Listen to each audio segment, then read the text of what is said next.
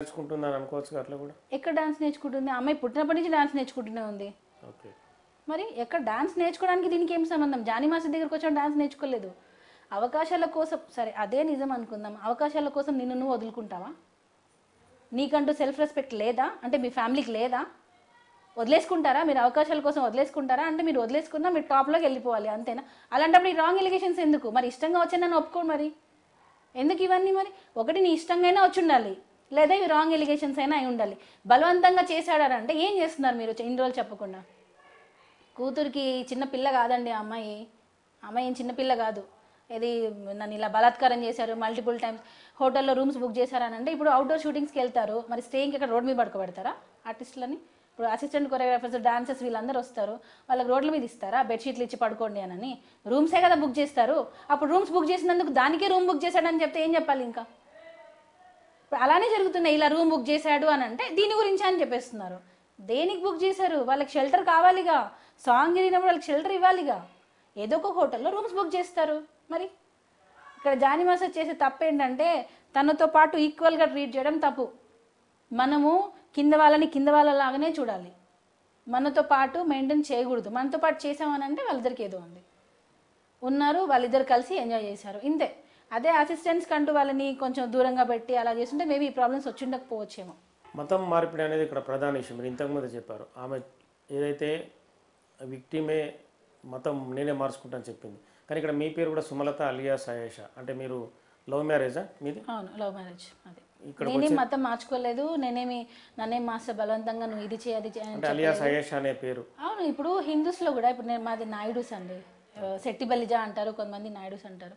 ఇప్పుడు హిందూస్లో కూడా పెళ్లి కాకముందు ఒక పేరు ఉంటుంది, పెళ్ళి అయిన తర్వాత ఒక పేరు ఉంటుంది. అంటే జాతకాల ప్రకారం పేర్లు మార్చుకుంటారు. అప్పుడు మరి మతం మార్చుకున్నట్ట?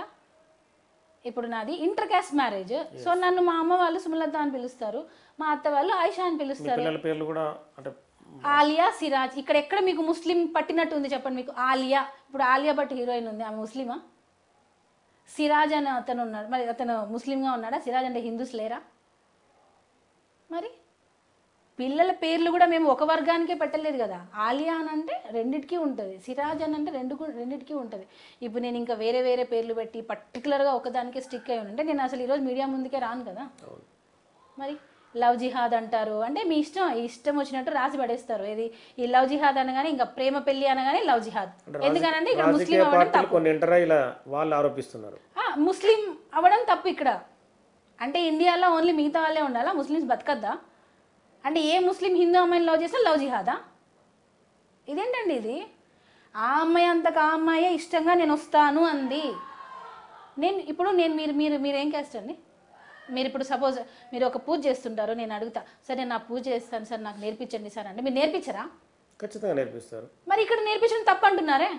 నాకు నమాజ్ చదవాలని ఉందనింది, నేను చదివిస్తాను, దాని తప్పే ఉంది. వ్యక్తుల ఇష్టాలు ముఖ్యంగా మిగతావి కాదు కదా. మరి ఇప్పుడు నాకు గణేష్ పూజ చేయాలని ఉంది, లేదా శివుడు పూజ చేయాలని ఉంది, లేదా రాముడు పూజ చేయాలని ఉంది, నేను అడుగుతాను మిమ్మల్ని, సార్ ఎలా చేయాలి సార్, ఏ రోజు ఏ వ్రతం చేయాలని అడుగుతా.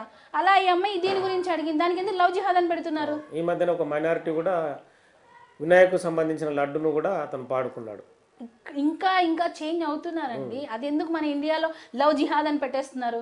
ఈ మహిళా సంఘాలు కూడా కొన్ని ఉన్నాయి, మహిళా సంఘాలకి దండం పెడతాను. నిజమైన లేడీస్కి సపోర్ట్ చేయండి, ఎవరైతే రియల్ విక్టిమో వాళ్ళకి సపోర్ట్ చేయండి.